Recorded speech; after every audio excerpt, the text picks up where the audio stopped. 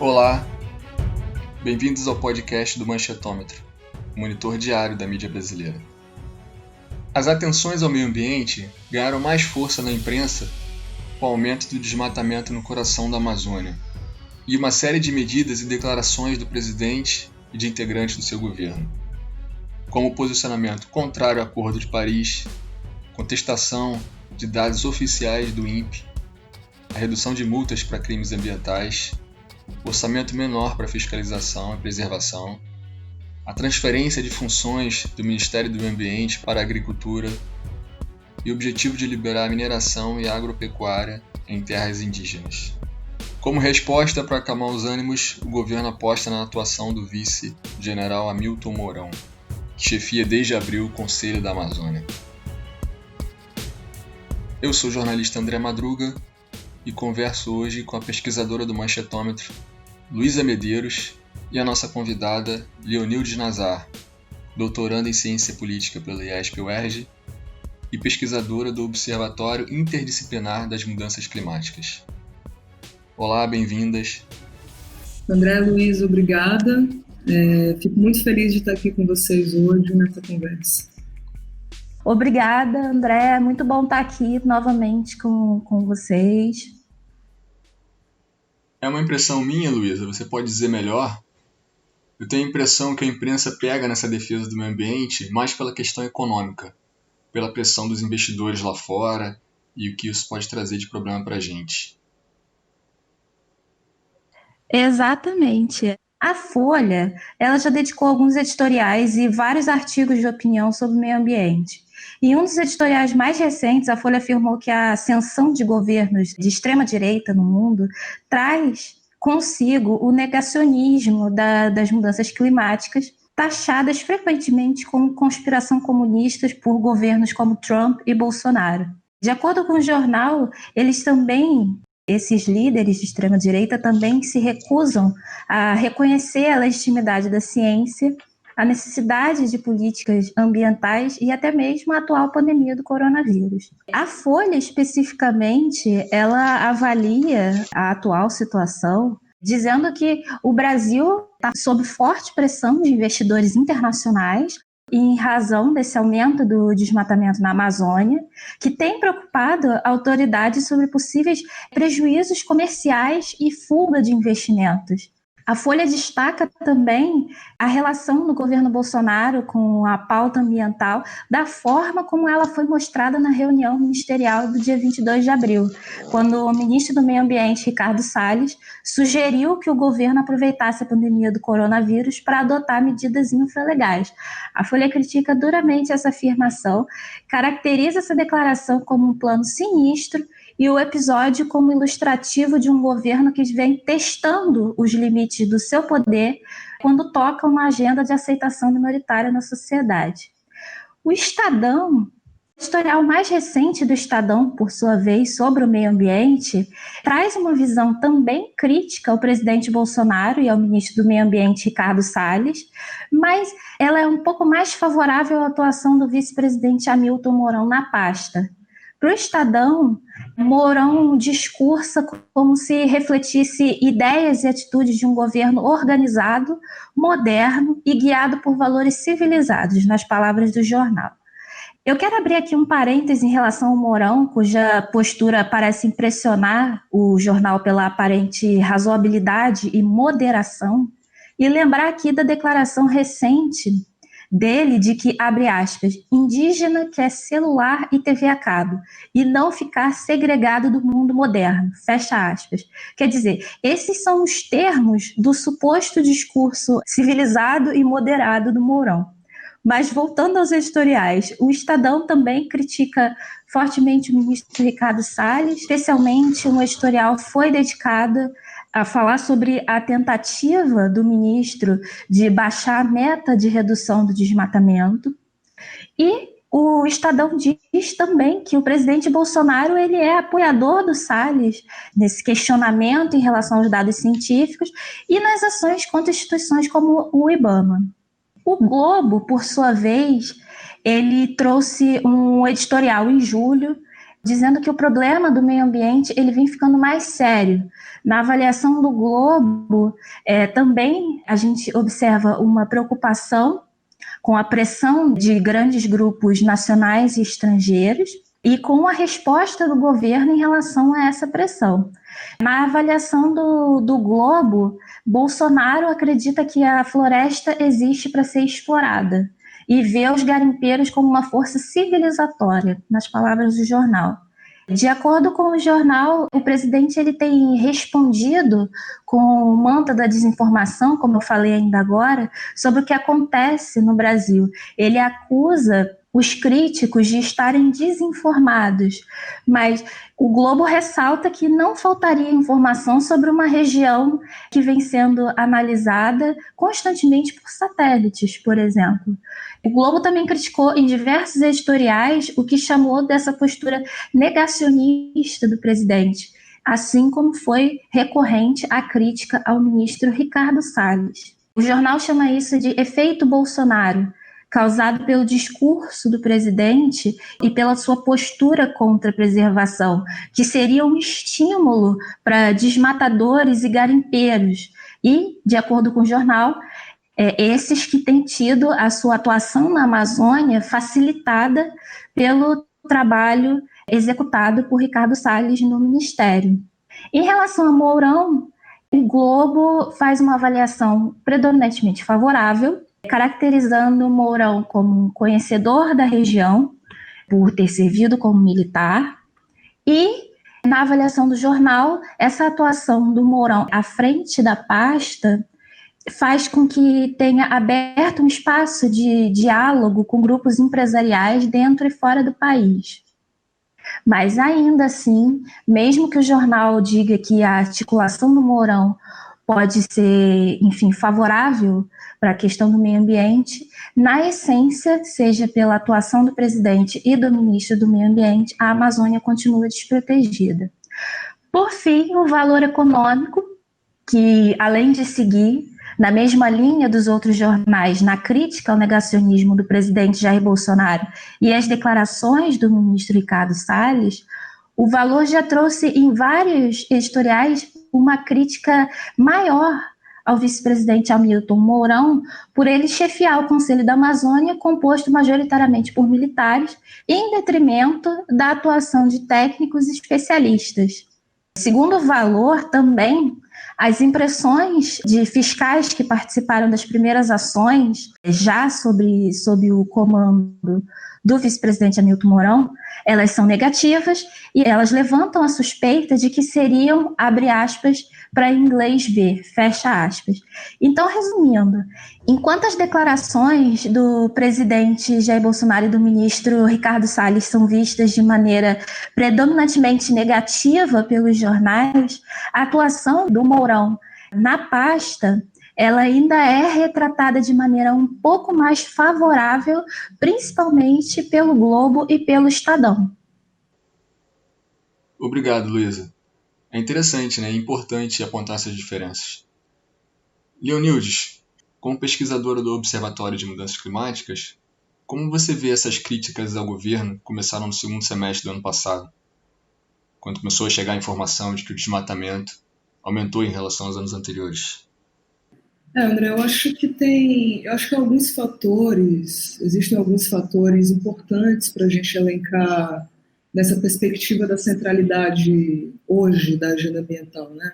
Primeiro, a escalada dos níveis de desmatamento na Amazônia. Assim, a nossa legislação, né, em termos das políticas ambientais, o Brasil ele continua tendo, né, uma legislação muito robusta, uma legislação que foi construída significativamente nos últimos anos e que está em ameaça, né? Não só em termos das unidades de conservação em si, mas também quando a gente vai para o debate da discussão das terras públicas, né? E que hoje esse tema da flexibilização, da simplificação das regras que o governo insiste em colocar em pauta, levanta muito a atenção de todo o movimento ambiental, de toda a sociedade civil que acompanha e que participou desse processo de construção também dessa legislação. Então, eu acho que dentro aí dessa chave, né, da preocupação da mídia nacional e internacional, mas eu não digo nem só da mídia nacional e internacional, enfim, a preocupação de partidos políticos, sociedade civil e mesmo do próprio judiciário, né, que tem criticado o governo federal, eu acho que é muito importante a gente dar conta também desses atores. E penso, na realidade, que a centralidade hoje da agenda ambiental é muito em função da mídia, né? E aí eu acho que isso está conectado à questão da escalada dos níveis de desmatamento da Amazônia, mas eu acho que também é importante a gente lembrar das crescentes violações contra comunidades tradicionais, ativistas, populações indígenas e também quilombolas, né? Então, a criminalização dos movimentos sociais, da sociedade civil, dos representantes do campo popular, quer dizer, a intensificação desses conflitos que são sociais, que são socioambientais, do aumento das ilegalidades, né, de norte a sul do país, lado a lado ao desmantelamento das políticas ambientais, que aí tem a ver também com a escalada dos níveis de desmatamento, justamente por essa negligência do governo de dar conta, né, ter um plano ali de contingência desse desmatamento. Eu acho que foram muito esses fatores que vieram dar centralidade da agenda ambiental hoje na sociedade brasileira. Então, acho que tem um papel muito importante da mídia de dar visibilidade a essas questões, mas também assim uma força, uma potência que vem da resistência desses movimentos. E aí, de novo, né, lembrar que essa criminalização que eu falei ainda há pouco, né, quer dizer, que vem lado a lado do desmantelamento das políticas ambientais, não é negligência, né? Na verdade, é projeto político, né? Porque assim, perplexidade justamente as políticas do governo para a área, né? Ele tem o objetivo de liberar mineração e agropecuária em terras indígenas. Na campanha ele falou que não ia demarcar mais terra indígena, era um ato de campanha dele, né? Sim. É projeto político porque é projeto político antidemocrático, né? É projeto político antidemocrático, racista e se operacionaliza por uma lógica do caos. Não à toa as denúncias que se voltam, né, para o governo e para Bolsonaro em si são denúncias como tratando-o como genocida. Ou seja, não só se articula um desmantelamento da governança ambiental e climática, como emergem também diretrizes, a partir do que você está falando, inclusive, né, na mesma página do que você está falando, que tentam permitir ainda mais a flexibilização dessas políticas, a simplificação das regras de proteção, preservação e conservação, e passar a boiada, né? É lamentável. E aí essa ligação, essa conexão do Bolsonaro com alguns atores do agronegócio, da mineração, desde as eleições, na realidade, né, mas também no início e durante seu governo, tem levantado diversas campanhas, né, contra o comércio brasileiro no exterior, principalmente na Europa, né, e isso começa a prejudicar tanto a nossa política externa, né, a imagem do Brasil em si, as diretrizes dessa política externa, aí, que também é uma política externa que a gente precisa discutir, né, mas o próprio setor do agronegócio em si. E aí você entra ali dentro de uma balança de poder que é muito delicada, né, e a gente vê as preocupações, inclusive da equipe econômica, né, dentro do Ministério da Economia, em relação a essa agenda ambiental. Então, a agenda ambiental, ela entra num campo que é um campo de disputa, e de disputa muito acirrada, né? Porque, ao mesmo tempo que você está discutindo dentro da dimensão do político, você tem um conflito social e aí socioambiental que tem se intensificado em grau elevadíssimo, né, de violações, principalmente no contexto atual da pandemia. O Paulo Guedes chegou a sofrer pressão em Davos, né, em relação a isso. E também coloca em risco a continuidade do acordo entre o Mercosul e a União Europeia, né? Isso tudo causa um alarme aqui, né, nos atores econômicos, né? O discurso do governo de proteger, né, o meio ambiente não cola lá. A falta de transparência, né, essa tentativa de manipulação de dados, a parte dos negacionismos, inclusive, né, dos delírios, né, desse descrédito da ciência, isso gera inúmeras incertezas, né? Enfim, eleva o nível de previsibilidade de agentes econômicos, assim como também afeta muito a confiança dos países em si, como você falou, né? Quer dizer, do ministro da Economia sofrendo pressão desses agentes econômicos, né? E aí afeta muitíssimo a confiança desses agentes que têm e possuem relações econômicas com o Brasil, né?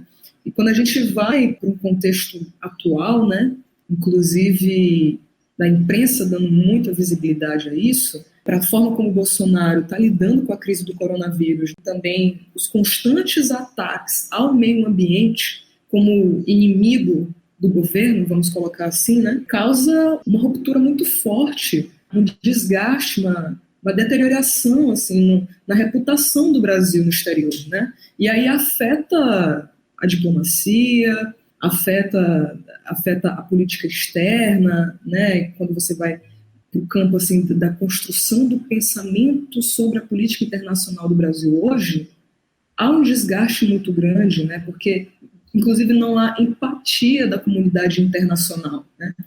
E falando especificamente, por exemplo, do acordo da União Europeia com o Mercosul, que eu encaro hoje como um dos principais desafios para a diplomacia brasileira atual, você tem reações de parlamentos como o belga, o francês, o irlandês, o alemão, o próprio holandês, mais recentemente, né, que tem posicionamentos contrários à assinatura do acordo, né, você coloca em risco, enfim, a continuidade de acordos que, inclusive, tem muitas questões, né, respondem a políticas e interesses desses países também, a gente não pode esquecer, mas você vê uma reputação indo por água abaixo, né? Também lembrar de outros pontos importantes, tem gerado dificuldades, mesmo a questão da entrada do Brasil para a OCDE, né, também pode estar em risco. Então, essa atuação negativa do governo em relação à Covid, aliada a todos esses constantes ataques, as políticas sociais como um todo, né, mas principalmente a política ambiental, realmente é um estado de ameaça muito grande para aquilo que o Brasil construiu enquanto reputação internacional. E eu queria que você falasse da reação do governo. Depois das notícias de desmonte na área e do consequente aumento do desmatamento, das queimadas, do aumento da violência no campo, garimpo ilegal, grilagem de terra, o governo cria o Conselho da Amazônia como vice-presidente. Você tem notícia do resultado que esse conselho já produziu? Eu acho que tem uma questão aí que entra também dentro do debate sobre o papel dos militares, né, do governo. Esse Conselho da Amazônia, né, o Consórcio da Amazônia, ele foi firmado muito em resposta à questão que a gente estava discutindo aqui, da escalada do desmatamento na Amazônia, né, mas também essa tentativa de resposta do governo aos agentes econômicos, por conta desse desgaste, sobretudo dentro da pressão internacional. Então, eu acho que há uma balança aí que é importante, né, para a gente compreender, que é uma balança de poder que existe dentro das tomadas de decisão. E aí, o que eu quero dizer com isso, né? O governo dá aos agentes econômicos, principalmente do agronegócio e da mineração, respostas quanto às políticas ambientais, para o mal e para o bem. Então, quer dizer, mesmo a não saída do Acordo de Paris só foi possível porque houve uma pressão desses setores para que o Brasil permanecesse. E aí, claro, que eu não estou excluindo a resistência dos movimentos, o papel da mídia também nesse processo, mas houve sim uma pressão de modo a não prejudicar a imagem do Brasil no exterior. E essa mesma reação ela tem sido a constante desde o início do governo, né? Tanto a nossa robusta legislação, ainda bem, né, assim, quanto a sociedade civil e os movimentos resistem, mas na dimensão política há um pacto dos ataques serem minimizados por essa balança de poder que eu estou trazendo agora, que há nas tomadas de decisão. E aí mostra o quanto o governo Bolsonaro, a meu ver, responde a interesses específicos que nada compactua com os interesses públicos no mais amplo sentido, né?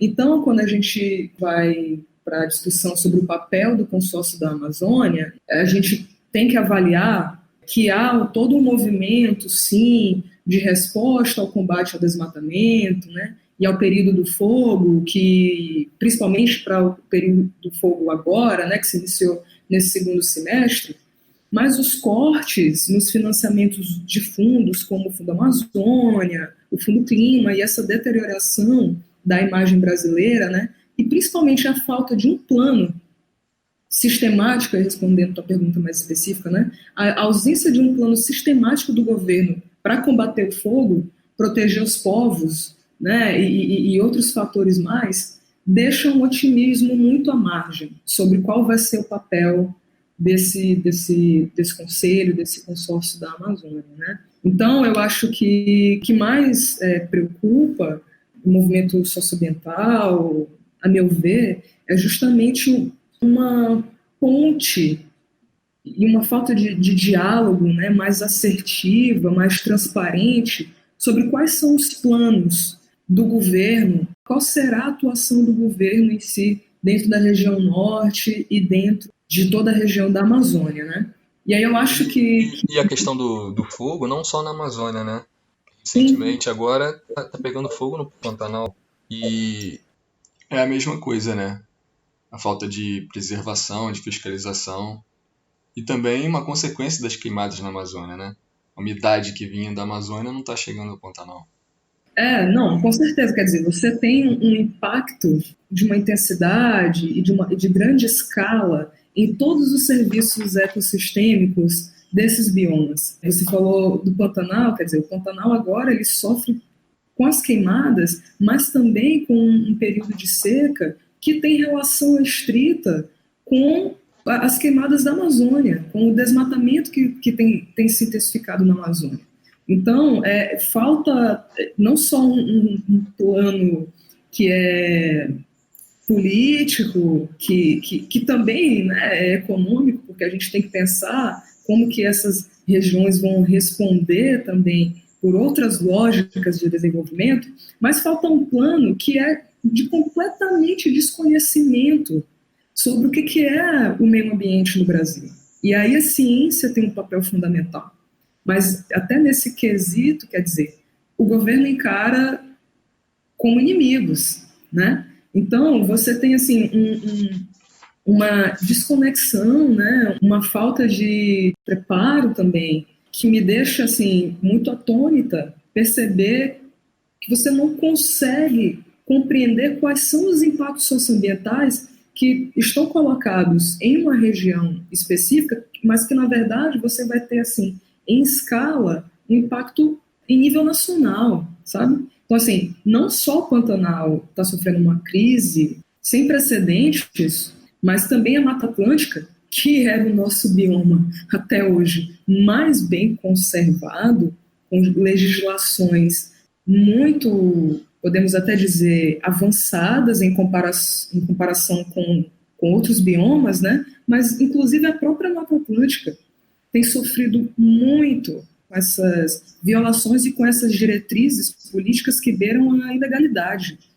Você tem aí o ministro do Meio Ambiente anistiando desmatadores na Mata Atlântica no primeiro semestre desse ano. Então, são políticas que realmente... Existe todo um incentivo, né, ao desmate. Primeiro a pessoa desmata, depois o governo vai lá e legaliza a terra dele.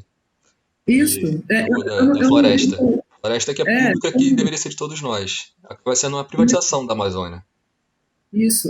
Na verdade, é um incentivo ao desmate, mas, antes de tudo, é um incentivo às ilegalidades. Porque, enfim, você abre aí espaço para os grileiros, você abre espaço para esses setores, né, do agronegócio que operam por uma lógica da agricultura que é da monocultura, que afetam os serviços ecossistêmicos, como a gente estava discutindo há pouco, que abre espaço para mineração, e aí você tem uma degradação do meio ambiente que vai atingir povos de maneira sem igual, porque aí você tem mudanças de hábitos, você tem deslocamento de territórios. Tem uma questão de saúde pública, né? Porque tem uma questão, começa a gerar um monte de coisa, a poluição do rio, indígena, leva mercúrio para o rio, aí tem pessoal que chega consumo de álcool, né? Pessoal que anda armado, tem toda uma questão. E a defesa disso, é engraçado, né? Tanto o ministro do Meio Ambiente quanto o Mourão falaram a mesma coisa sobre o garimpo, por exemplo. Os índios querem garimpar, né? É uma forma de dar aos índios que moram lá um meio de sustentação.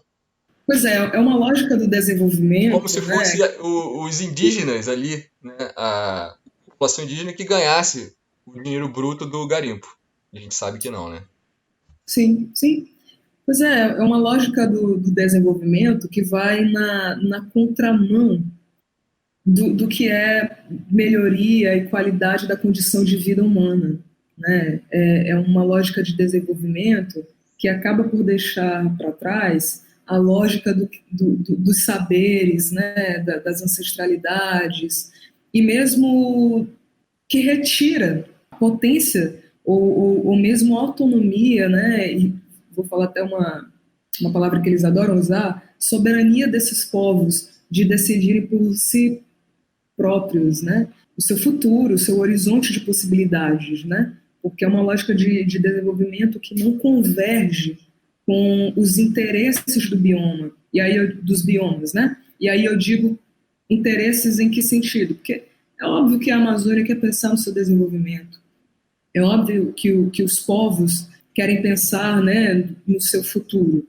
mas essa lógica que quer ser de qualquer jeito, de qualquer maneira, introduzida, né, e que já vem por um sentido, digamos, que é estruturalmente baseado em violações, em desapropriações, em deslocamento, em criminalização, em ilegalidades, não vai funcionar a não ser realmente aquilo que eu disse no início, né, que é o projeto político do caos. Para mim, esse é o resultado que eu imagino a curto, médio e longo prazo, né? Se o Brasil continuar discutindo desenvolvimento a partir dessa perspectiva, eu acho que não há uma outra alternativa de horizonte que não seja realmente o colapso socioambiental. E aí, André, só para complementar também, você falou, né, que é importante, eu acho que é importante a gente entender o meio ambiente, né, e é urgente. Inclusive, eu acho que a mídia tem um papel fundamental nisso, que é de integrar, conectar o meio ambiente com todas as outras dimensões sociais, né, e todas as outras agendas, né? A gente tem que discutir meio ambiente com educação, a gente tem que discutir meio ambiente com saúde pública, a gente tem que discutir meio ambiente com infraestrutura, a gente tem que discutir meio ambiente com habitação, a gente tem que discutir meio ambiente com energia, a gente tem que discutir meio ambiente com mobilidade urbana, e a gente entra nas questões mais urbanas, né? Quer dizer, pensar também nas cidades da Amazônia, a gente tem que discutir meio ambiente com uma grande agenda que é transversal. Os temas, eles não estão desconectados, né? Os temas, eles de maneira nenhuma estão desconectados. Então, quando você vê a agenda ambiental, ou quando você discute a agenda ambiental desassociada de todos esses outros temas, você incorre no erro de excluir a dimensão humana, né? E, na verdade, essa não é a lógica pelo qual esses atores, esses grupos, né, que compõem o governo, estão pensando no meio ambiente. Eu queria fazer uma pergunta para a Léo. Você, como pesquisadora, né, do Observatório Interdisciplinar das Mudanças Climáticas, vocês provavelmente trabalham com uma dimensão mais específica que pode ajudar na compreensão desse fenômeno político, né? Que aproximação você propõe na sua pesquisa entre as mudanças climáticas e as políticas ambientais do governo? Qual seria a importância dessa dimensão para a compreensão desse fenômeno político e das estratégias do governo? Eu acho que dentro dessa dimensão, né, pensando na questão das políticas ambientais, das políticas climáticas, nesse governo atual do Bolsonaro. Eu acho que, primeiro, mais urgente para a gente pensar é realmente a criminalização dos representantes do campo popular, dos movimentos sociais, da sociedade civil, das crescentes violações mesmo contra as populações indígenas, né, as comunidades tradicionais e ativistas ambientais, como a gente falou anteriormente. Eu acho que essa é uma dimensão muito importante, porque esses conflitos socioambientais têm se intensificado muito, né? Então, a agenda ambiental tem uma centralidade muito forte. Do ponto de vista do tema das mudanças climáticas dentro do Estado brasileiro, eu acho que o que mais é urgente a gente pensar é realmente a questão da fragmentação do tema que houve com o processo de desmantelamento burocrático-administrativo desde que o Bolsonaro iniciou seu governo. Né, eu acho que há um processo muito caro para o campo das mudanças climáticas, né, que é realmente desse campo de disputa que se intensificou desde que o Bolsonaro tomou posse, mas, sobretudo, porque houve essas descontinuidades, digamos, das políticas para mudanças climáticas no Brasil.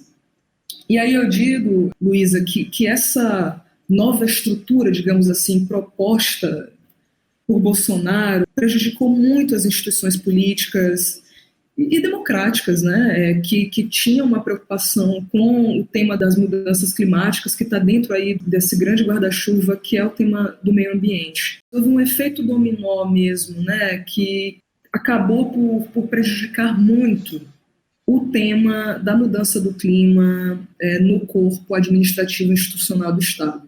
Então você tem assim as instituições fragmentadas, você tem um novo quadro gestor, digamos, dos órgãos públicos e das entidades públicas que são representantes aí dessa composição, dessas frações de classe no Brasil, que envolve setores das elites políticas não progressistas, né, dessa histórica desigualdade, inclusive, que está no cerne da sociedade brasileira, sabe, que mobiliza o racismo estrutural, o racismo socioambiental. Então você tem uma agudização muito forte da crise política que acabou desdobrando aí numa desestabilização muito forte também da representatividade do sistema democrático. Você tinha todo um movimento da sociedade civil, das mudanças climáticas, né, de pautarem esse tema na sociedade brasileira, e aí isso vai caindo um pouco por terra, né, porque os impactos da reforma que o governo fez foram muito profundos, né?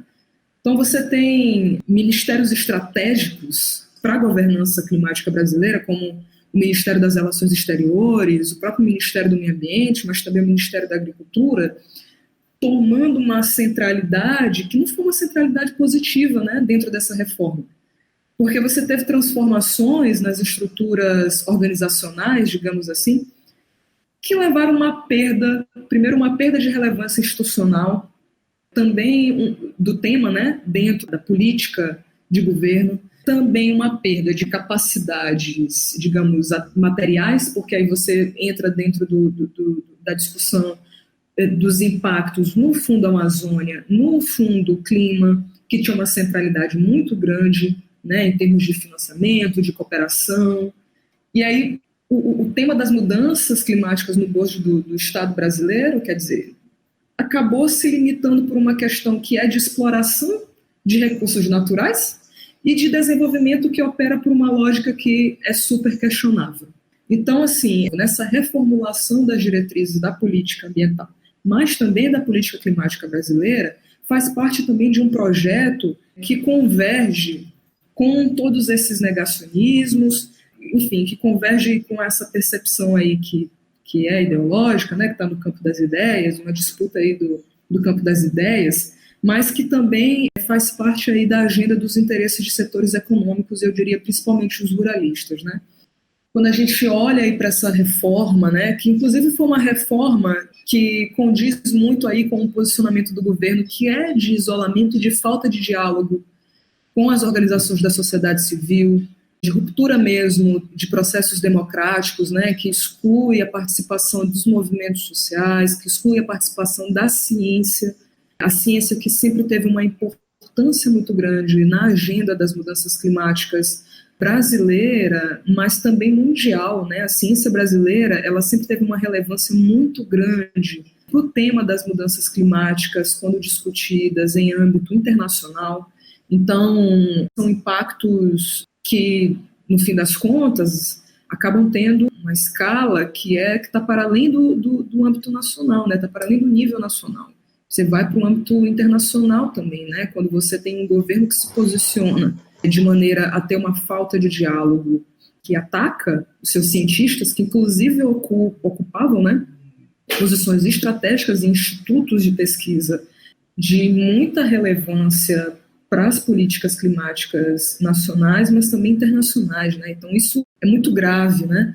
E aí quando a gente vai para essa reforma, você analisa ali, por exemplo, no Ministério das Relações Exteriores, né? Que historicamente, digamos, coordenou as negociações internacionais do Brasil relacionadas ao clima. A secretaria ela foi extinta, né? A secretaria dedicada ao meio ambiente, à ciência e tecnologia, no corpo burocrático do Ministério das Relações Exteriores, ela foi extinta. E essa secretaria, né, do meio ambiente, energia, ciência e tecnologia, era a secretaria onde estava alocada a secretaria para o clima. Então, uma vez que você extingue, né, um corpo institucional que historicamente teve uma relevância na construção dessas diretrizes para um tema que é crucial, inclusive dentro da agenda de desenvolvimento, você pensa, quais são as consequências, né? As consequências é que você dilui as responsabilidades, você dilui as atribuições do Ministério, você dilui a importância da diplomacia brasileira, você deixa a diplomacia à mercê de interesses que não são interesses públicos, são interesses que são interesses privados, né? E aí você aliena a palavra clima, você aliena aquilo que deveria ser de interesse público para instaurar uma perspectiva que é completamente ideológica, né? Porque esse movimento dentro do Ministério das Relações Exteriores, principalmente feito aí pelo nosso ministro Ernesto Araújo, advoga dentro dessa guerra travada aí contra o multilateralismo, né? Então aí você percebe que há um projeto, novamente, né? Há um projeto que está dentro do campo ideológico e do campo econômico. No Ministério do Meio Ambiente, então, nem se fale assim, a gravidade dessas reformas feitas, iniciadas aí pelo governo, né? Muitas, inclusive, foram salvas graças às pressões do campo ruralista, mas teve outras que não teve jeito, né? Quer dizer, mesmo com o receio aí das retaliações, as exportações agrícolas, né, e mesmo no caso da má repercussão devido a essas políticas, a essas diretrizes aí da agenda ambiental, né, no início houve um movimento de quase extinção do Ministério do Meio Ambiente, mas aí o Bolsonaro voltou atrás, né, então de novo a tal da balança de poder sendo colocada, né. Ao mesmo tempo, as reformas que não foram inevitáveis, quer dizer, você vê aí o Ministério da Agricultura incorporando secretarias, incorporando agendas, incorporando competências, incorporando pastas que antes eram do Ministério do Meio Ambiente, né? Você tem um esvaziamento do tema ambiental, você tem um esvaziamento do tema das mudanças climáticas de dentro do Ministério do Meio Ambiente. Isso é muito, muito grave, né? Quer dizer, o processo de construção de políticas que poderiam ser importantes para a discussão sobre as metas de mitigação brasileira, sobre as metas de adaptação, né? Enfim, as discussões em termos dos espaços multilaterais, que tiveram sempre no MMA uma perspectiva técnica super importante, né? Acabaram sendo completamente secundarizadas dentro do escopo institucional do Ministério do Meio Ambiente atual, né? Então, as prioridades do Ministério hoje elas se reduzem a questões de qualidade do ar, qualidade ambiental, que, claro, não estou minimizando essas pautas, essas agendas, mas quando você escolhe, né, a partir de um projeto, de um modelo que é também de exclusão de outras pautas e agendas que vinham sendo organizadas, pensadas com uma certa participação, digamos, realmente é muito lamentável, né? E aí, um pouco para a gente fechar, né, para mim, coisas graves como políticas para proteção de direitos de populações indígenas e quilombolas, competências relacionadas à reforma agrária, uso público da terra, extrativismo, foram transferidas para o Ministério da Agricultura, né? Então, assim, agendas relacionadas mesmo a direitos de uso da terra, né? Recursos naturais, monitoramento de florestas. Quer dizer, esses elementos-chave para diminuir o desmatamento hoje estão sob responsabilidade do Ministério, cujos atores compõem a base de maior apoio do governo, né? E do setor estratégico para a economia brasileira, que é o agronegócio. Então, assim, de novo, é importante dar ênfase, né? E aí falando da imprensa, da comunidade internacional, é importante dar ênfase que é um projeto político e é um projeto político antidemocrático e racista, de novo, né? Porque aí você vai para o campo da violação, das violações ambientais, mas também da violação das condições de vida de pessoas e violação de direitos humanos propriamente dito, né? Então, é muito difícil, é muito difícil. Então, assim, para não terminar de uma forma tão pessimista, acho importante a gente trazer também um pouco de esperança, né, para esse debate.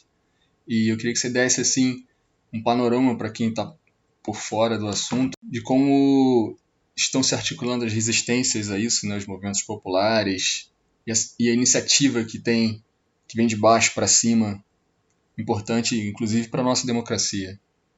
Tem um papel fundamental agora que é das lideranças, né, das lideranças indígenas, ativistas, lideranças do campo dos direitos humanos, têm tido um papel muito fundamental no campo das denúncias, no campo das resistências, e também de ações e iniciativas que têm surgido, sobretudo nesse contexto agora da pandemia, da Covid. Quer dizer, a organização popular e democrática, ela tem sido mais forte do que nunca. E eu acho que isso nos dá um otimismo muito importante.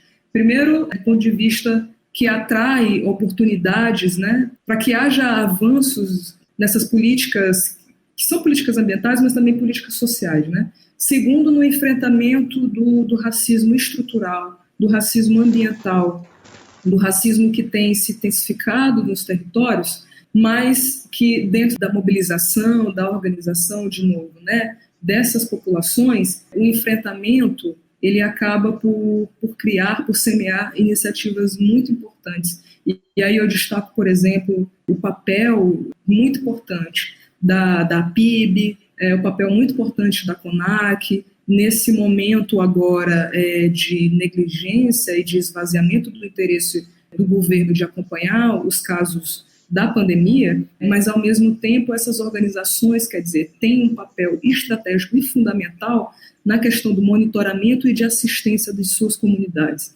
Então eu acho que a gente tem uma possibilidade aí, ao mesmo tempo que a gente fica aqui do lado da resistência, mas o enfrentamento também é sinônimo de oportunidades, né? E de oportunidades que eu tenho certeza vão vir aí muito em breve expressadas nas eleições municipais que se aproximam e também aí nas ações de médio e longo prazo, né? Então eu acho que o otimismo ele tem que estar presente, né? O otimismo tem que estar presente, inclusive porque eu tenho e acredito muito nos saberes, nas ancestralidades, em todo o conhecimento que ainda existe em nossos povos, com respeito a todas as pluralidades e diversidade. Tá ótimo. Eu queria agradecer a sua participação, Leonildes, que está falando com a gente de São Luís do Maranhão. Obrigada a vocês, André, Luísa. Fiquei muito feliz de participar. Espero que essa agenda, esses temas, essas preocupações que, na verdade, são de interesse nacional. Eu queria também estender toda a minha solidariedade aos campos populares, as populações indígenas, tradicionais, comunidades quilombolas, as periferias das cidades, que têm enfrentado um momento muito difícil nessa pandemia, e dizer que é isso, que a luta continua, a trincheira ela é extensa. E aproveitando, pessoal, para dizer que o Observatório Interdisciplinar das Mudanças Climáticas tem se organizado de uma maneira muito interessante. Em breve, inclusive, a gente vai fazer o lançamento do observatório, o website com materiais que têm sido produzidos, né, pela ciência, pela Academia Brasileira, de pesquisadores incríveis, pesquisadores e pesquisadoras. Alguns deles já estão disponíveis no nosso site. Então, fica aí o convite para todo mundo conhecer o trabalho do Observatório e também divulgar e difundir ainda mais conhecimento dentro desses temas que são fundamentais. Obrigada, André. Obrigado você, Luísa. É isso, nesse episódio você ouviu um pouco sobre a política ambiental do governo Bolsonaro.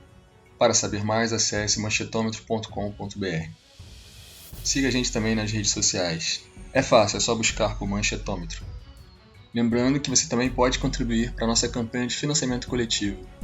Acesse benfeitoria.com/manchetômetro. Obrigado a todos e todas e até o próximo episódio.